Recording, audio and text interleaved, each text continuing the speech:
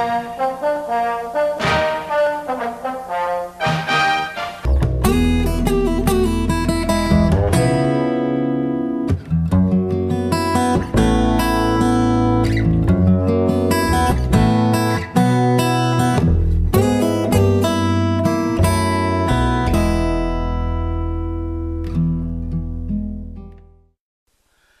welcome to Crossroads Live on the road. Today we are in McKinney, Texas, and I'm sitting here with my friend Buck, the big man. How you doing, Buck? Oh, I told you what, if I was any better, I'd have to be twins. Really? Wow.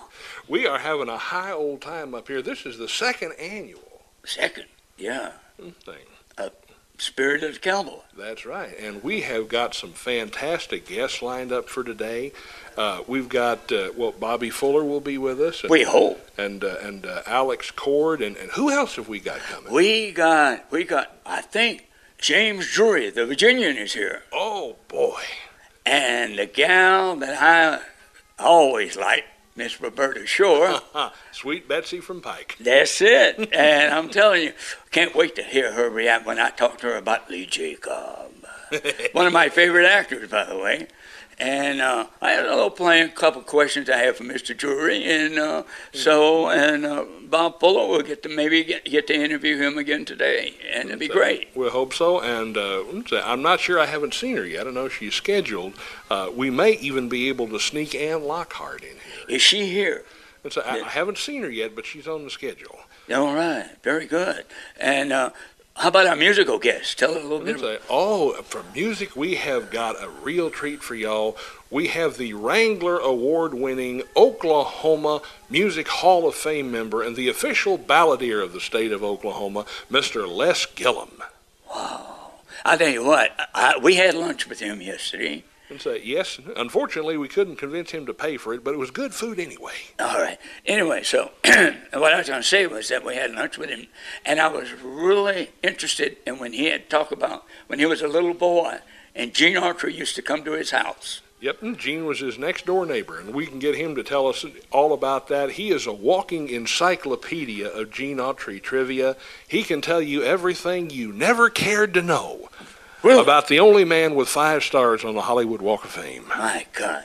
That was a lot of work. He did a lot of work to accomplish the 5 stars. Yes, he did.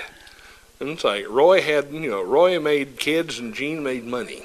I like that. And that's why he was on the Forbes 400 list of richest Americans until the day he died.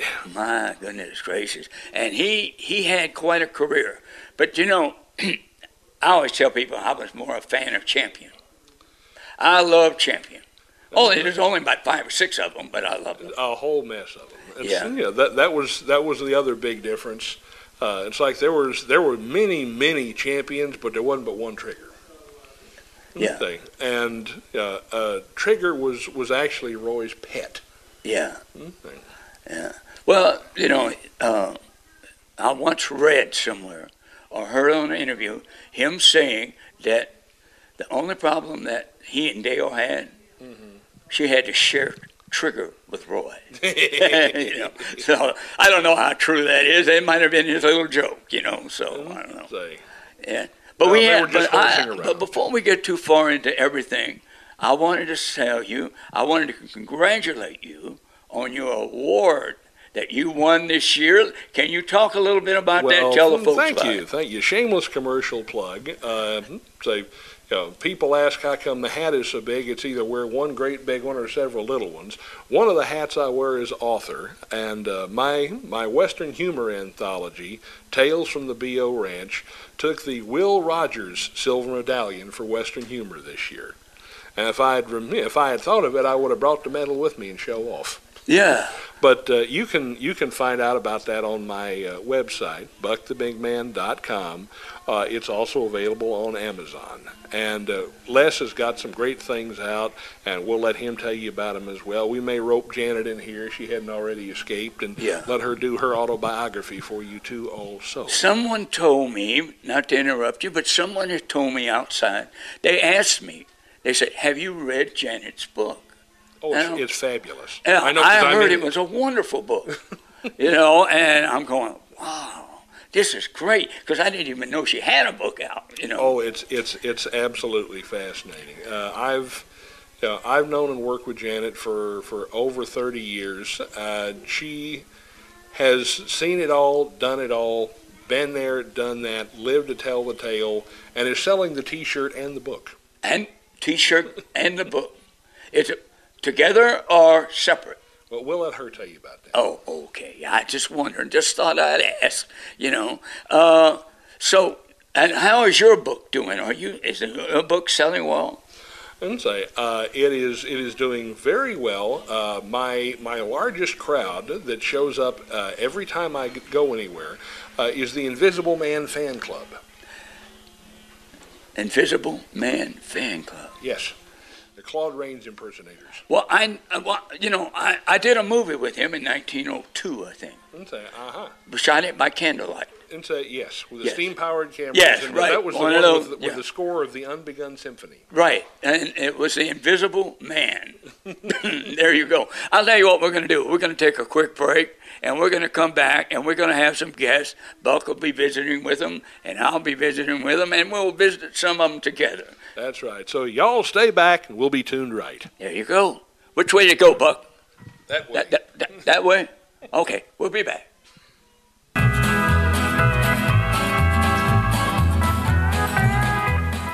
Howdy, folks.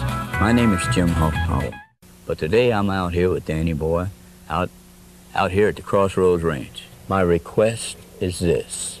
Have you signed up to be an organ donor? And have you talked this over with your loved ones so that they know your desires? That is a gift that only you and God together can give to those in need. So, till we meet again, good luck, God bless, and we'll see you at the Crossroads. Let's go, Dan.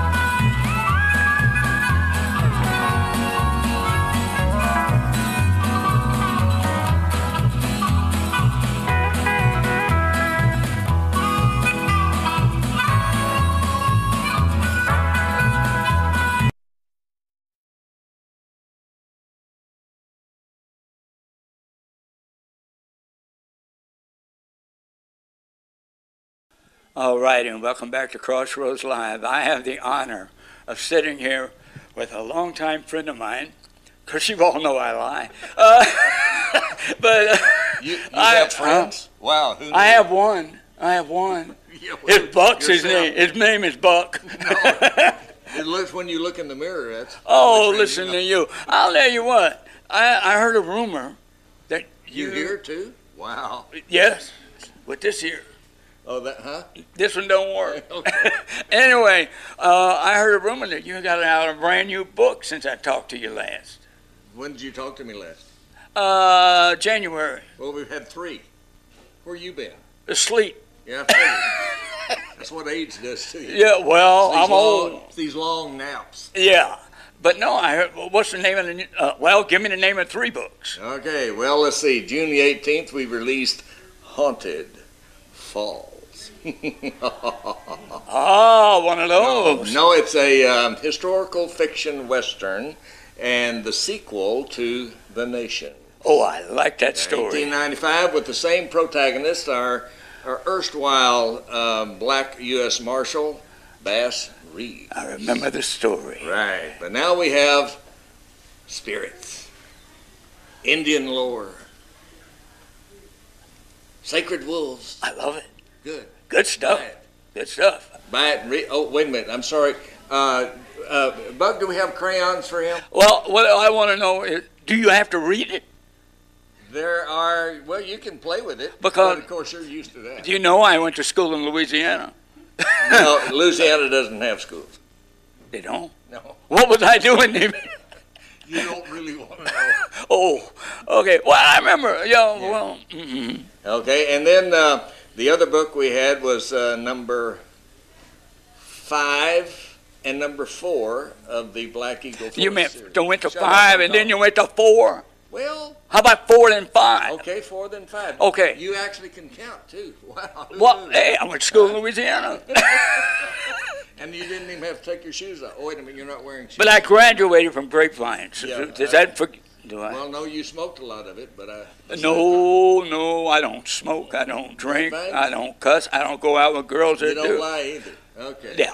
No, we came out with our fourth Black Eagle Force book called Black Eagle Force Blood. When did we come out with Blood Ivory? Damn, I know.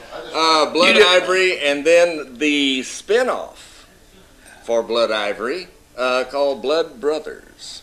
Blood Brothers. Oh. Let me write that out for you.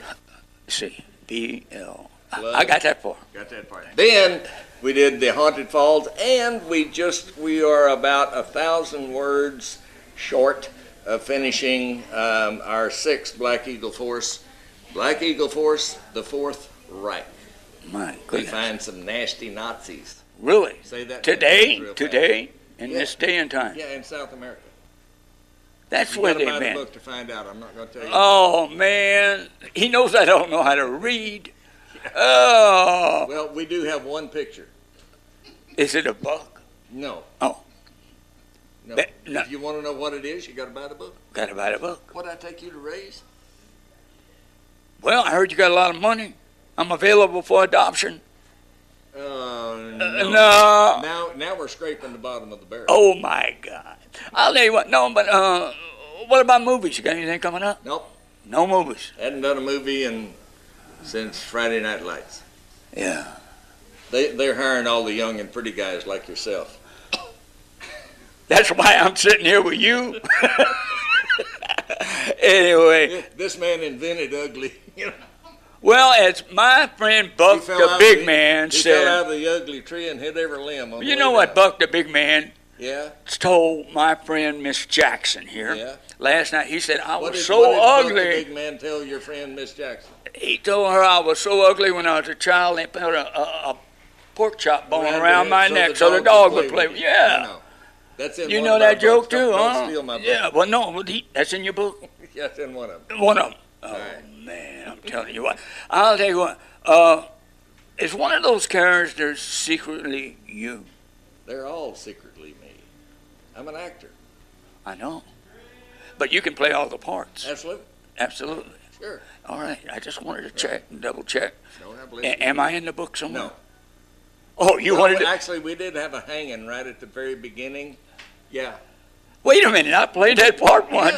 Yeah, I did. It was a Clint Eastwood movie, and they hung me. Yeah. There you go.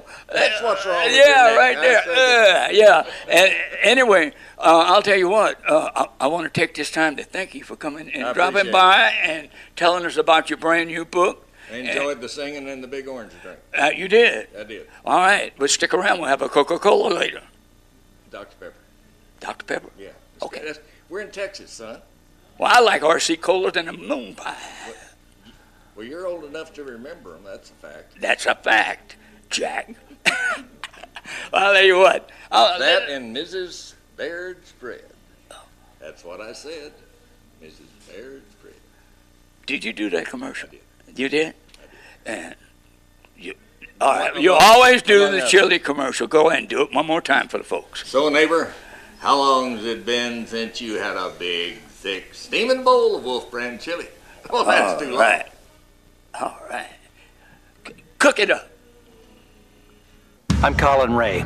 Within the next 30 seconds, at least 3 children will be physically or sexually abused. We must stop this national tragedy that robs our children of their innocence, their dignity, and often their lives. If you or someone you know are being abused, call Child Help USA National Child Abuse Hotline at 1-800-4A-CHILD. Call is free and confidential 24 hours a day.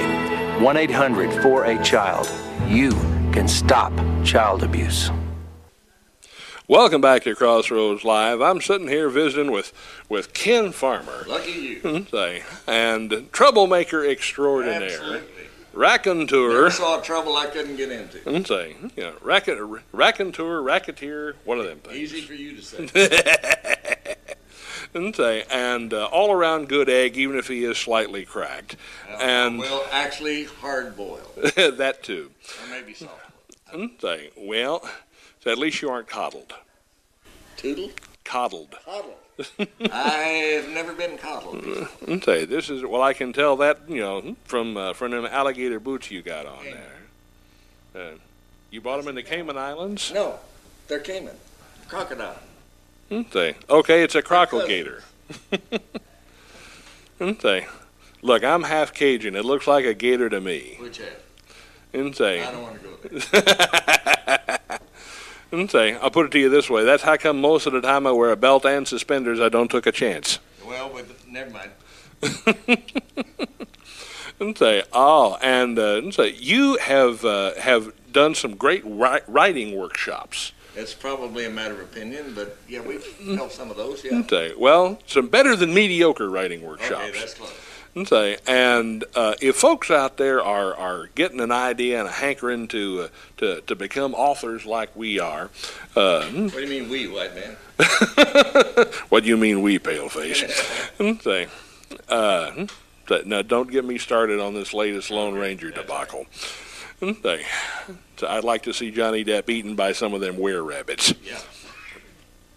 And if folks are getting hankering to start writing things, say, I know that you do the workshops from time to time, and we got a real big book signing event and speakers and such coming up here next May. So how about you told us about that?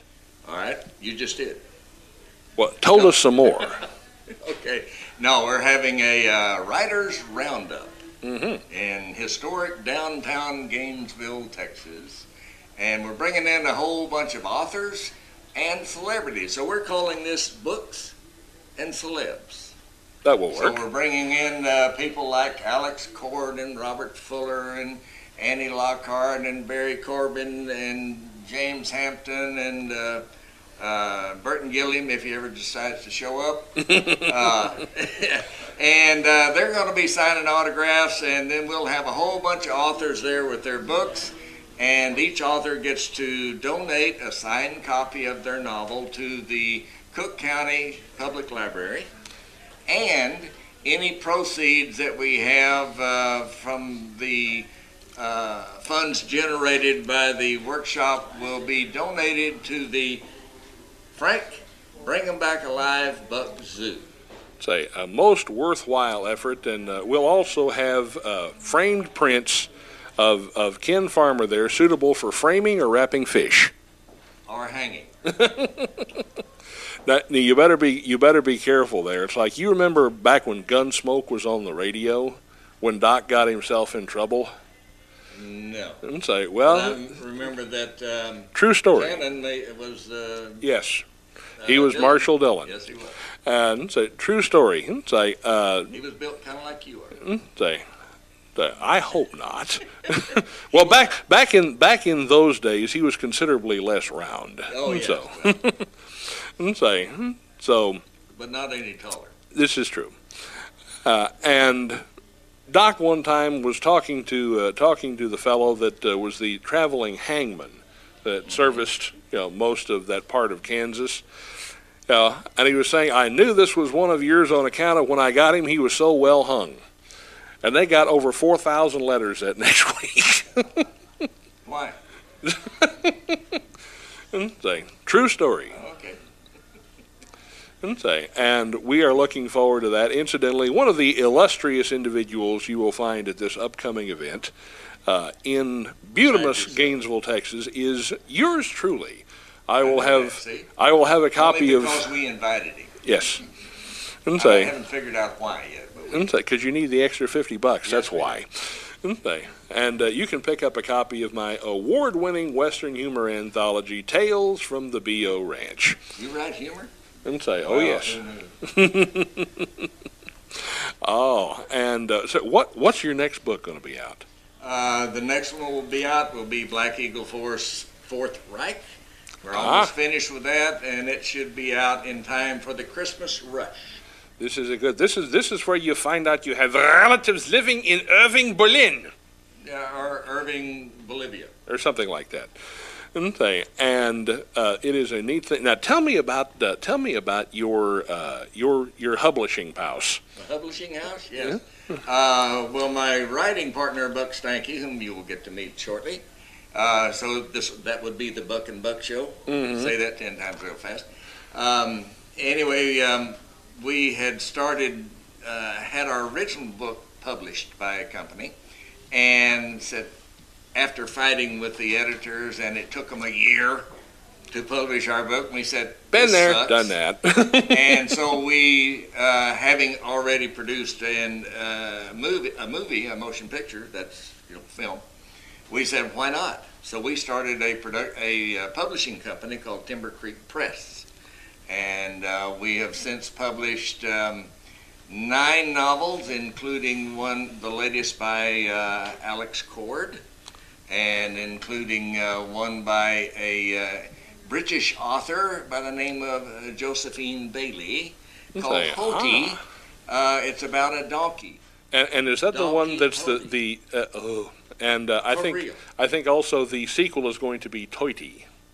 No, it may be Sanchez. Ah. Well, not a Dirty Sanchez, No. I hope so. Okay. No. Or Filthy Rodriguez, or Right. any of those guys. Yeah, and so, by the way, if you have sufficiently deep pockets, they're probably reviewing manuscripts. So, just because he's such a smart aleck, go ahead and flood this guy's mailbox with unsolicited manuscripts and call him sometime between the hours of midnight and 6 a.m. Yeah, remember, we're doing this in post-production, and I have your phone number. Yeah, thank you very much. I just changed it.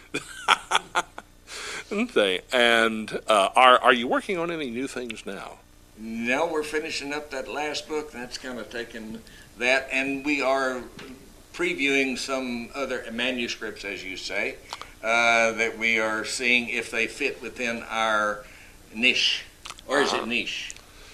Or quiche or niche, something. nephew. I don't know. And say what? Now you're talking about now the old Aggie joke about the brother that names the twins. He names the girl Denise. You name the boy The nephew. nephew, yes, I know. Don't quit your day job. That's part of Buck Helton's humor. And say a little bit. Okay, that's what I was afraid of. Very little. Say, of course, this from a man who has a bumper sticker that says "Honk if I'm an Aggie." Now, how do you spell that? E-I-E-I-O. That's how you spell farm. Yeah, you don't spell very well either. And so, well, you should talk. I heard about one of your ancestors who on December 7th, 1941, bombed Pearl Bailey. And on that note, I think it's about time. I was 6 months old. I think it's about time for us to sneak off and pay the bills. And we'll be right back. For 20 years, I've been interviewing the cowboy stars of film and television. Now I'd like to share what I've learned with you, not just the easily researched information, but the true stories behind the films and the stars. My audiobook, Golden Nuggets Along the Old Hollywood Trail, lets you in on little-known facts, trivia, and stories of the Western stars and films from the beginning to today. If you're a fan of the Western genre, I'd love to share my stories with you, and here's how. Welcome back to Crossroads Live. We're here with Buck Steinke, so I guess this particular little portion would be the Buck and Buck Show, but we're not going to try and say that real fast because we sound like we're subbing for Colonel Sanders. And so we have had your cohort on here. We talked a little bit about Timber Creek Press and some of the great westerns and historical fiction that y'all are doing. And I understand that y'all have also gone Hollyweird on us and gotten the movie business. And I was privileged to be at the premiere of this particular piece. And why don't you tell us a little bit about that? Rockabilly Baby is a film we did with several local Dallas actors that Ken had trained many of them. Of course, we've got Jody Moore, Denton Everett, Randy Price, and Todd Farr was in it. And it's set back in the 1950s. Rockabilly music, the dawn of rock and roll, with a young man that looks a lot like Elvis and sings like Elvis, but plays the piano like Jerry Lee Lewis. So it's a great combination. A lot of fun, a lot of excitement, original music. We're just getting the film out on Amazon, like pay-per-view or video on demand, coming up quickly. That will work, and I won't spoil it for you, but I will tell you that Jody Moore as the desk clerk in a hotel has got the best line in the entire film, and you really need to see it. If nothing else, just for the perfect expression on his face as he delivers it. He's an outstanding actor and a good friend. So tell me, do you have any more film projects in the works? Personally, I just finished a film called Blood and Brine with Film 5 Entertainment out of Dallas. Should be released at I think, about March. The Angelica is going to be the premiere for it. I play a crusty old patriarch of a barbecue dynasty who doesn't quite get along with my son. I can't. So you're a seasoned performer, old and salty. Absolutely. My character is Henry Parker, and Henry does not want to change anything. And he's got a couple of great lines in there, and he goes, "Everybody in Texas knows you got great barbecue. You don't need no sauce." And my son disagrees, and the first time we go on live TV, he puts a barbecue sauce all over our meat, and we have a little bit of a disagreement right there on camera. So he dry rubbed you the wrong way. Absolutely. So Okay. it's a nice little film. I think it's basically a teaser for a motion picture. It's going to be a 20-minute short, and we'll see if we can't get some funding for it and get a feature film out. So basically, it's a meaty subject whose bark is worse than its bite. Absolutely. I actually brought some of my own barbecue seasonings with it, and I'm kind of a perfectionist when it comes to film. These guys had some cooked briskets, but they were showing us getting everything ready and putting it on the grill and putting the cooked brisket on the grill. I said, no. I bought my raw brisket in, and I rubbed it like I loved it with salt and pepper. You had to show it to love. That's right, and got to put it on there raw and take it off. Yes. Cook, so. And then take it down. That's like I always get tickled at we call them continuity errors. Absolutely. In things like, I remember there was one soap opera. Of course, we won't mention the name because of fear of lawsuits. But one actress was pregnant for 9 seasons and then gave birth to a premature baby. There you go. Okay. Strange how these things works. Okay. Yeah. I think it was something along the lines of The Young and the Rest of Us. If you say so, I'll take your word for that. Well, tell me something here. It's like we're up here at the Spirit of the Cowboy, and we've got all these great cowboy movie stars and cowboy TV stars. James Drury, the Virginian, and all of these neat fellows, and Western experts like Charlie LeSoir. And I'm just wondering, despite what Disney would have you think with a $250 million budget for the world's biggest turkey, westerns, the good old-fashioned kind of westerns, are not expensive to make. No, you can make a great western for $25 million these days. They're a lot more expensive than certain types of films that, because of the... well, you're not going to make one on the budget of the Blair Witch Project. No, but like the film Kevin Costner did a couple of years back. You mean that gay western, Dances with Men? No. The other one. Okay. He and Bobby Duvall's. Oh, yes. They had to build a western town, but it's out in the Canadian provinces out there, and it's going to require some time and effort and money, and having wranglers, having horses, having it's true. Stunt doubles and all that stuff. It's a little bit more expensive than doing a bar scene and inside an existing building, but it can certainly be doable. And we've written a couple books that we think would make some great westerns. And so, well, I tell you what I would, I'm going to throw down the gauntlet here. Say, y'all have already got your feet wet in the movie business.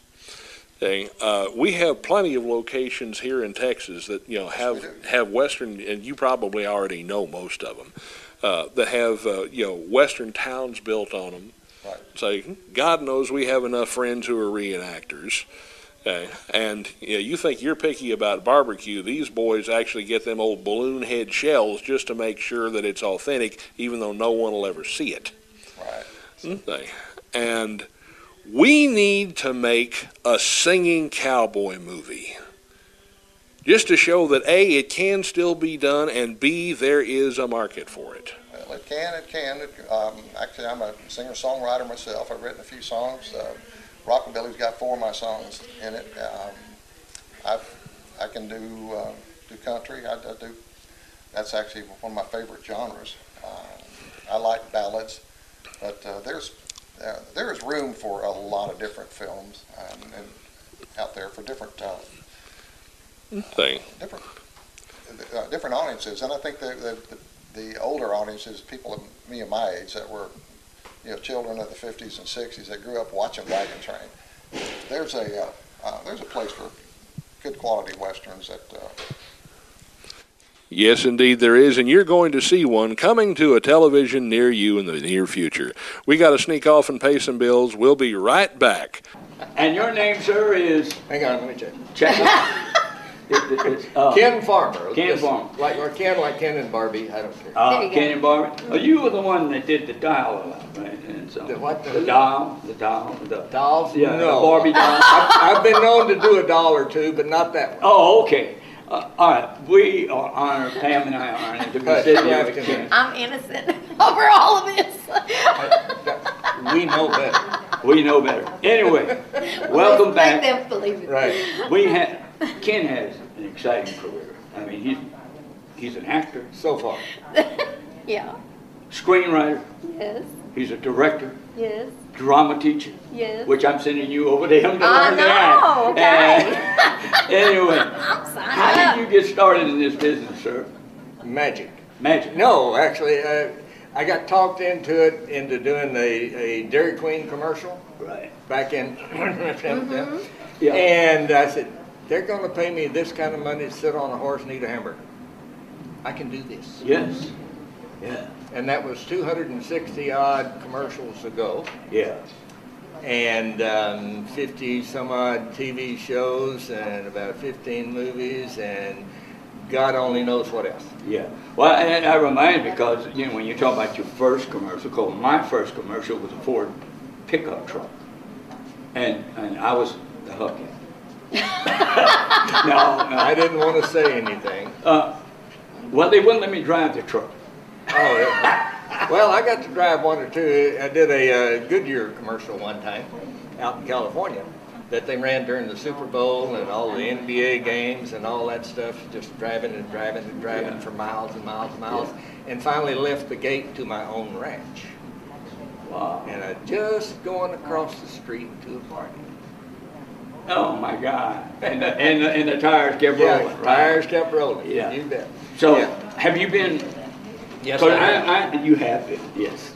And have you been doing screenwriting for a long time? Oh, 25 years. Started doing doctoring.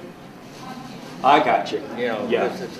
Who wrote this crap? Okay, all right, gotta fix it. Yeah. So then wrote and directed this. Okay. I adapted a Leslie Jordan stage play. Leslie's a good friend of mine, Emmy winner.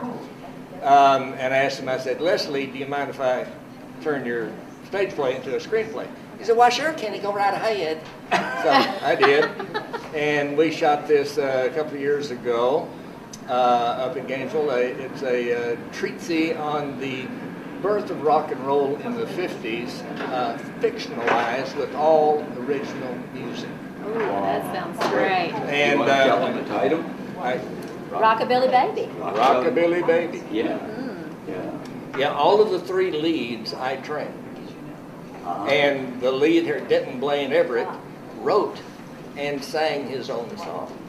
Is that a fact? And it all had that rockabilly sound to it? And Dave Alexander, who Yes. you're going to be interviewing if you haven't already, Not yet.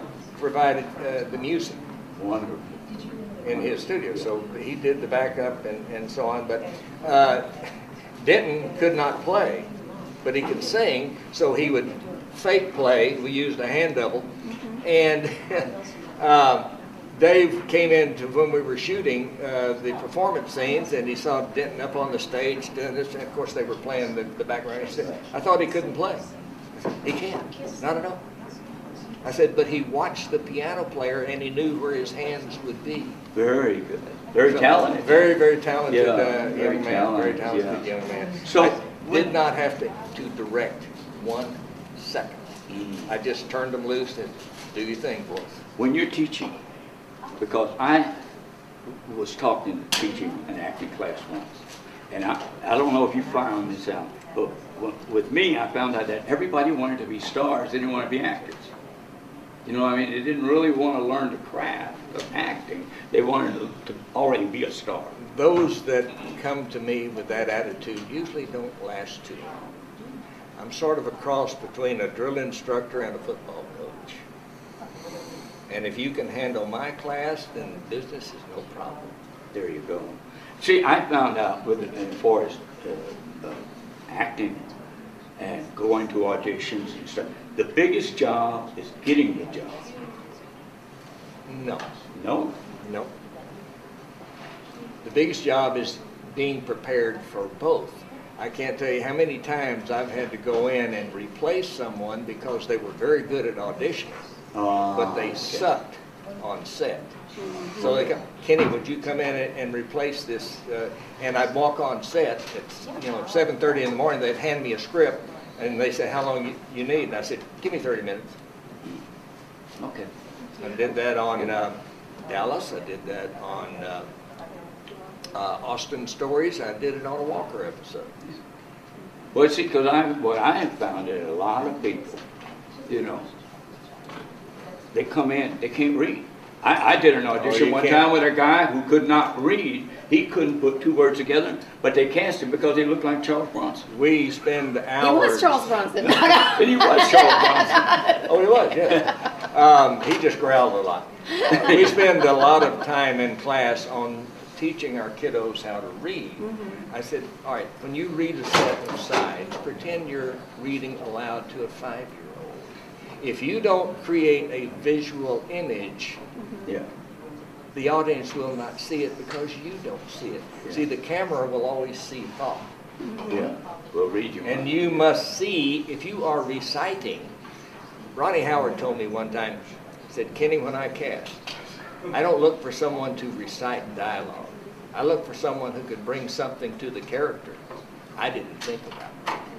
I look for creativity. That's why we're called creative artists, not analytical artists, not interpretive artists, not reciting artists, but creative artists. Hello? You spell that one, okay? Yeah. So that's what we spend a lot of time. I teach organic acting. And if somebody wanted to take your class, how would they get in contact with you for that? Send up smoke signals? Yeah. No. You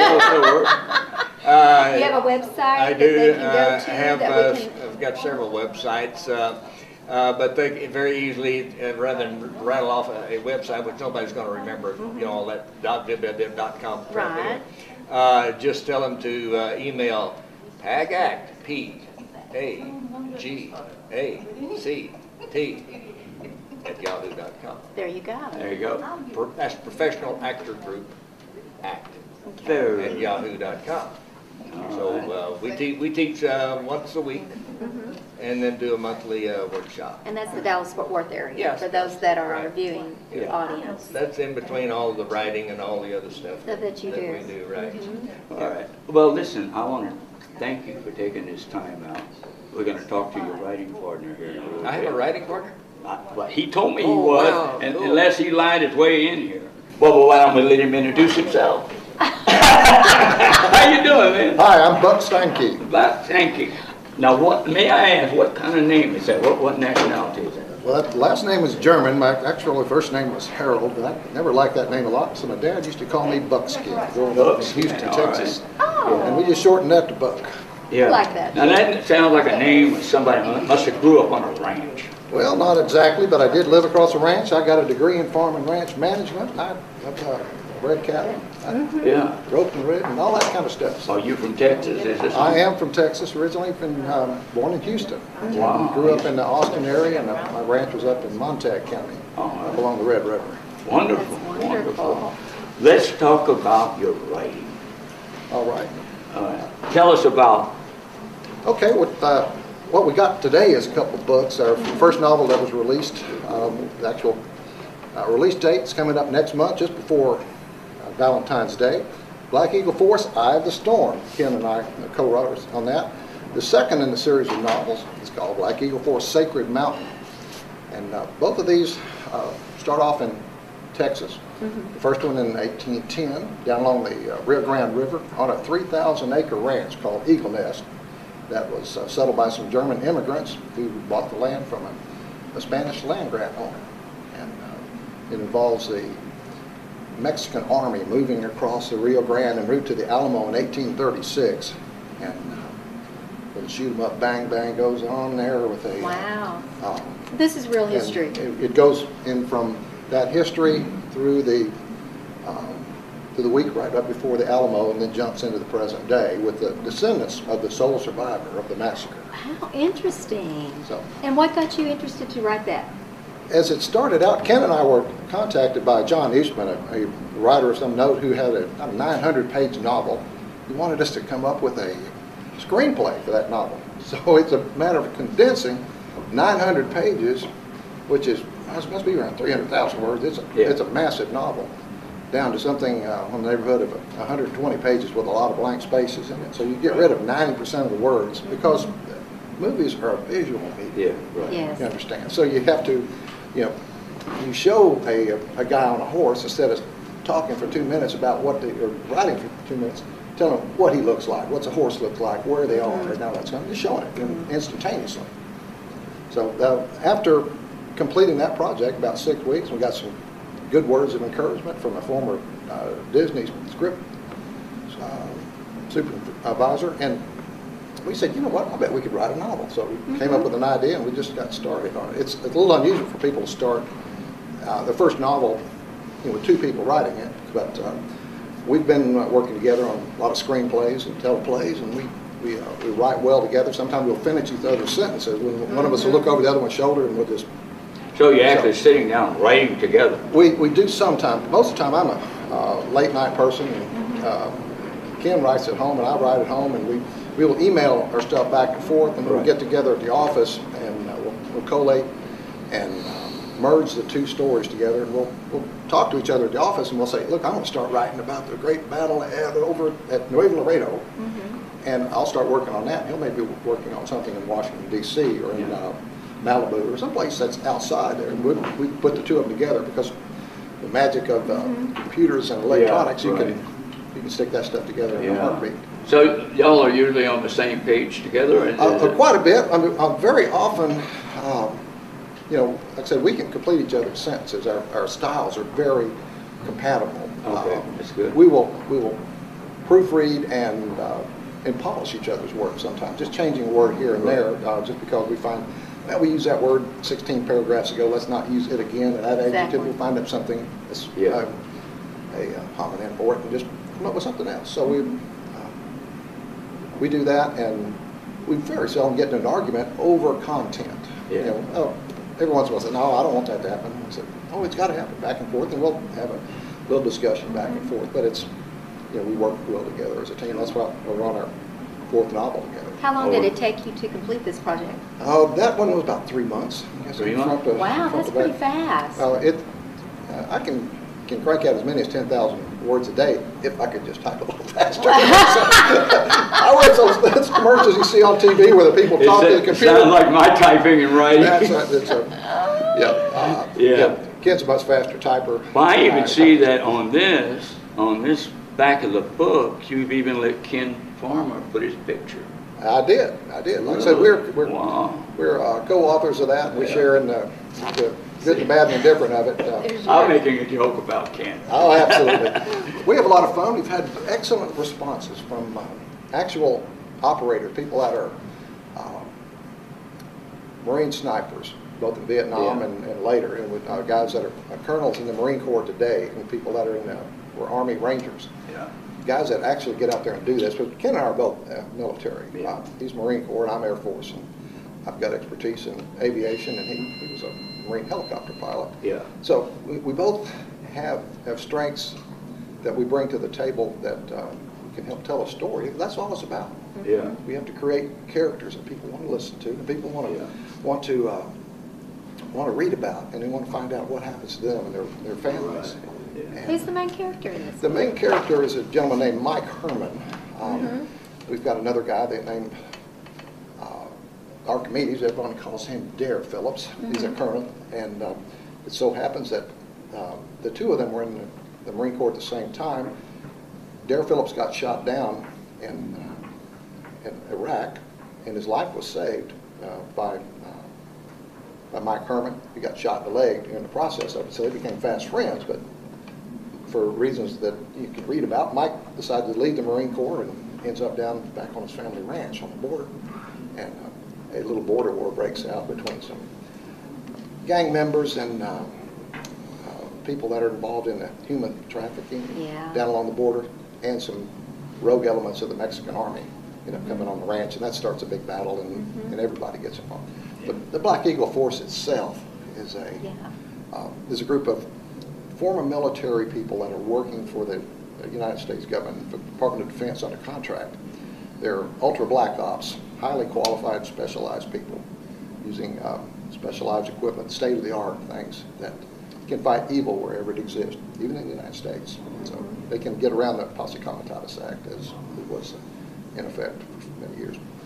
So that's kind of like a Navy SEAL group. Like a Navy SEAL group, except these guys have their own little Air Force. They've got their, they can go in on land. They can parachute in. They can fly in with their little M600As. They have their own airborne battleship that flies around. Actually, these are smaller aircraft, have the wings that fold up, and they go out on the tail or out on the ramp of the C-5M Mama Bird, and take off and go out and fly their missions, come back and recover. So.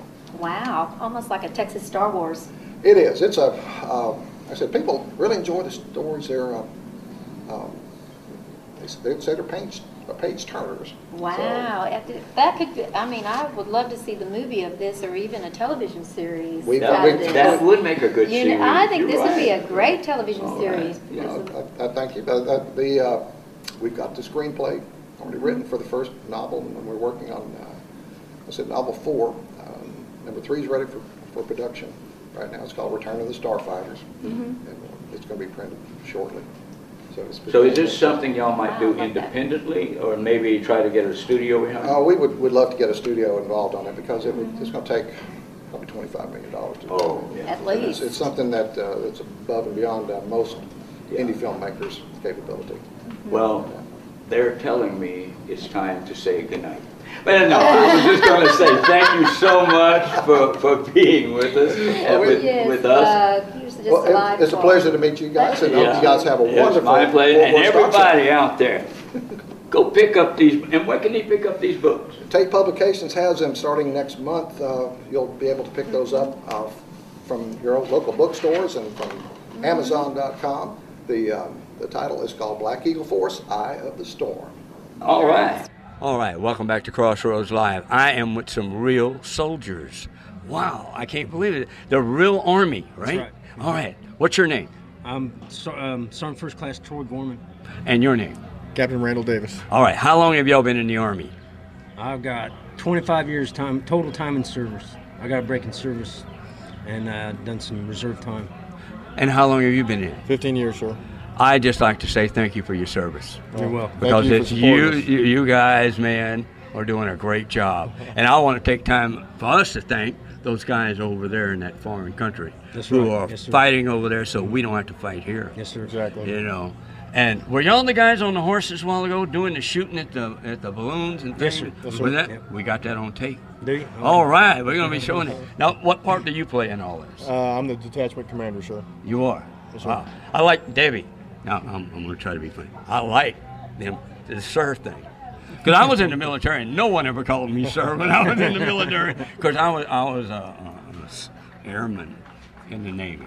Oh, boy. Yeah, I was an airman. I know, you're laughing at me, you know. But now tell us your rank. I'm a captain. Captain, and you are I'm a Sergeant First Class, but I'm in the First Sergeant position. Okay. Wow. A lot of responsibility comes with this. Oh, yeah. Roger that, Yeah. sir. And so y'all's job is just like training like they did in the Old West, in the forts. And where are y'all stationed? Fort Hood, Texas, sir. Fort Hood, Texas. Hot place, I hear. It gets hot. It gets hot? A little drought going around. And so how many hours a day do y'all train with those horses? Anywhere from We 8 to 12 hours a day. 8 to 12 hours a day. Yes, sir. Wow. So not all of that's riding though. We normally try to ride between an hour and a half, 2 hours a day, right, and then the rest of it's pretty much take care of the animals and ground training work with the horses and everything. Well-trained animals. Yes. Yeah. Wow. I'm very impressed because I have 2 horses right now who aren't that well trained, who have the minds of their own, and they're fun. I mean, they're my pets. And but they're not trained. I used them both in a movie. I did a little movie, both in a movie, and hams. They were getting fan letters. There you go. So, but anyway, so where's home for you? I was born and raised in East Central Indiana. Right now I live in Copper's Cove, which is a little town west of Fort Hood.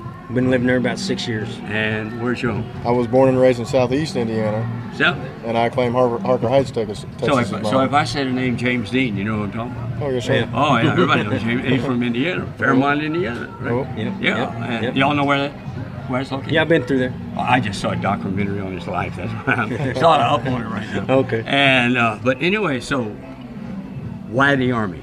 I asked that because maybe a lot of people are looking for this for a career. Well, 25 years ago when I graduated high school, I was looking for a career, and the Army was what's happening. Well, so that's what was available for you at yeah. the time, you know. And of course, in the Army, a lot of people don't think about it. You can get an education. Right. I come in as a mechanic, and I've been a mechanic ever since, and I've got most of my training from the Army. And you? My reasons for coming in? Right. Back in 1992, the Gulf War just ended. Right. And I felt a calling to serve my country. So I was 21 at the time. I felt like I didn't have any sense of direction, so I thought I needed some discipline. And the Army gave you that sense of direction? Oh, yes, sir. Yeah. Wow, that's great. I'll tell you, one of my biggest regrets, I didn't stay in the Navy. I really enjoyed the Navy. I liked my 4 years that I spent, but I had so many other things that was going on. I was trying for a writing career, and how did I wind up doing this? But anyway, a writing, acting career, and that's what I wanted to do, and that's what I've done with my life, you know. But I love being in the Navy. I love being part of that, and being in the military. And I want to tell you guys, I think y'all serve our country well. Thank you. And what you're doing is great. And great promotions for the Army. That's right. Doing this. Thank you very much. Thank you, sir. Thank you for taking the time to spend time with me. Thanks for supporting us. All right. Thank you. Appreciate it. All right.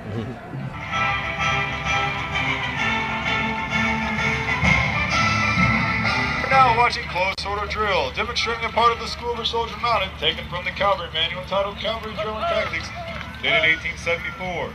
During the demonstration, Captain Davis will lead the demonstration team through various drill movements. The drill movements will be conducted at a walk, trot, and gallop, and negotiated in columns of 2s and 4s.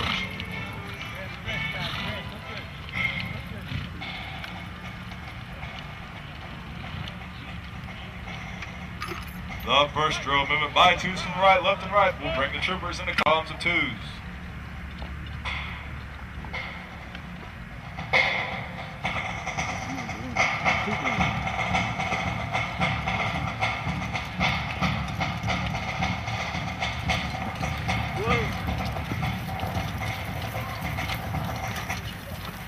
Tell me why you're dressed in the olden days Army. Okay, so why did you get into this? Why do you? I'll ask a lot of questions. So I'll start with, why did you get into this? To this particular detachment? Or why do you do this? I mean, why are you dressed like this? Why do you guys do what you do? Yeah, go ahead. All of our soldiers, we have about 31 soldiers in our unit right now that represent all of the brigades within the 1st Cavalry Division. Each brigade has a slot that they're obligated to fill at the horse detachment. And our duties is to help Fort Hood and the 1st Cavalry Division in recruiting efforts and preserve and maintain the tradition as cavalry of the late 1800s. And that's why we're dressed like we are today. And how did you get into this? Every it's an soldier all-volunteer unit.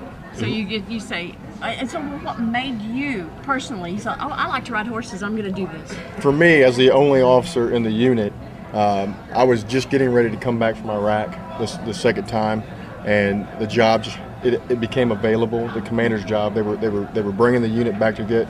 They were bringing it back together. They were reactivating the unit, and they were lacking a commander. I just so happened to know a couple folks and express interest in the job, and next thing you know, I'm out there falling off horses and being trained by great NCOs such as Sergeant Gorman. He was selected over a number of officers from throughout the division, and the division commander selected him as being, which says quite a bit for Captain Davison himself. How long has the Army been doing this?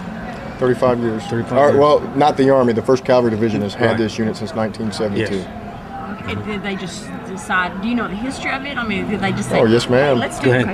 Okay. Well, the evolution of the Horse Cavalry Detachment started back in 1972 with a young gentleman named First Lieutenant Dack, who wanted to start a color guard. He went before the division commander and requested that we stand up a mounted color guard. He received approval. At that point in time, the horses that they had gotten, the original 18 horses, were donated by different units and individuals from within the division or outside of the division, from the local communities.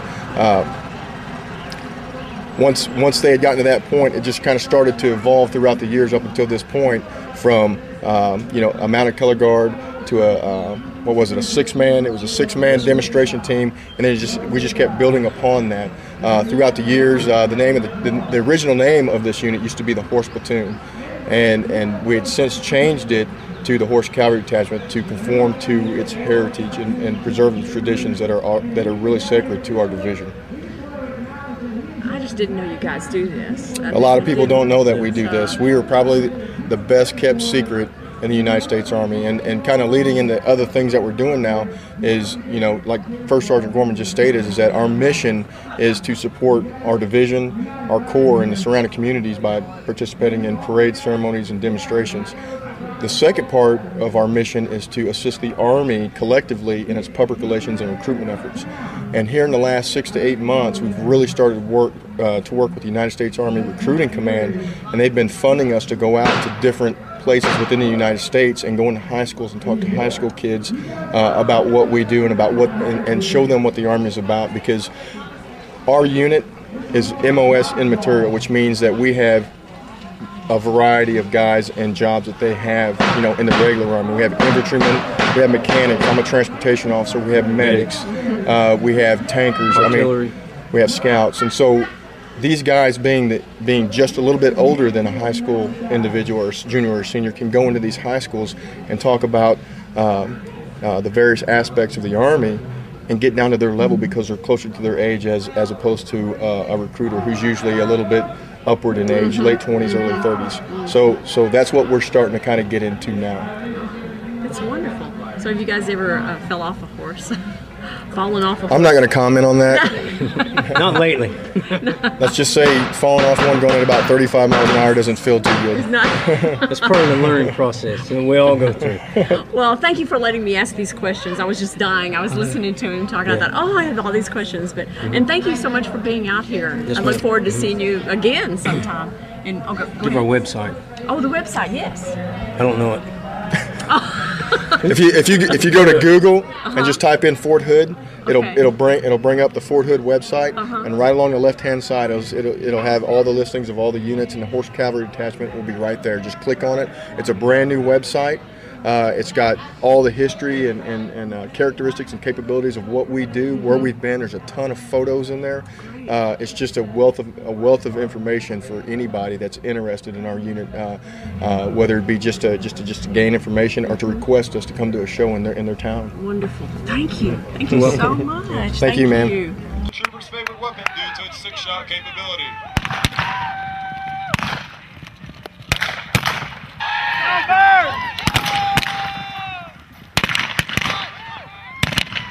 The fast parade led today by trooper turn time, followed by trooper Carver and First Sergeant Gorman. 1870 that was the Cowboy against the Chaos of Life.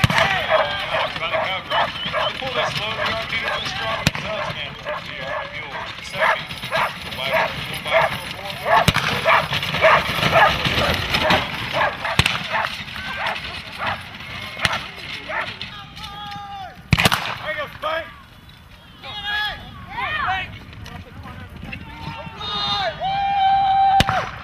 So, till we meet again, good luck, God bless, and we'll see you at the Crossroads. Let's go, Dan.